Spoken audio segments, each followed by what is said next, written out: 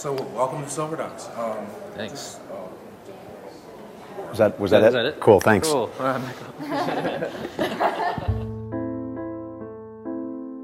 Philosopher Kings is about wisdom found in unlikely places. In order to seek out that wisdom, we went to the halls of the most prestigious universities and colleges in the country and interviewed people on staff there about the nature of their life experiences and the wisdom they'd gained from those experiences, but we only talked to the custodians. So hearing from voices of people who are not normally seen, in fact seemingly invisible in our culture, is really what is at the core of the film. For our last film, Flight from Death, we interviewed a PhD professor, very brilliant guy, but he dresses in tie-dye, long hair. He was telling us a story once when we were interviewing him about how he was a haircut away from a job at Harvard and how he's often mistaken for a homeless person.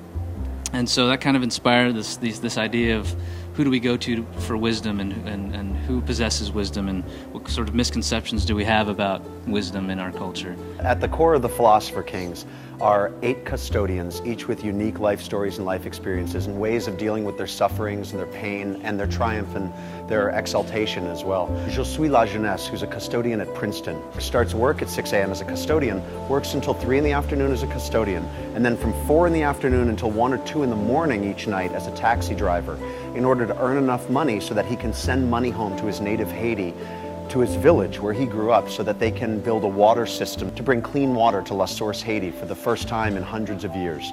So one of our initiatives with the Philosopher Kings is to help him raise the money, the finances, the resources in order to actualize his project. You think about all the people in the world that we never see.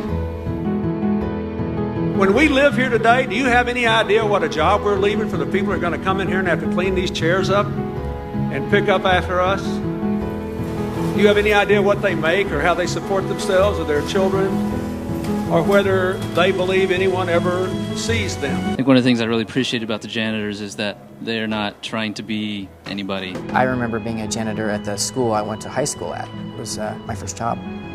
I loved it. And it's really refreshing being in the same room with someone who's not trying to be anything. They're not trying to be harder working people. They're not trying to be, more loving or caring or more genuine people. They simply are, and it's like I said, it's just a refreshing thing to be around. So many of us in this culture especially are always after something. We're postponing our happiness until that day that we get the job or we write the great American novel or something, and these guys are fine where they're at, and I found that really inspiring. One of the things we've both found certainly is that humans strive for meaning. They struggle to have a sense of meaning just to be heard and identified and recognized and validated in the world and in life and in society.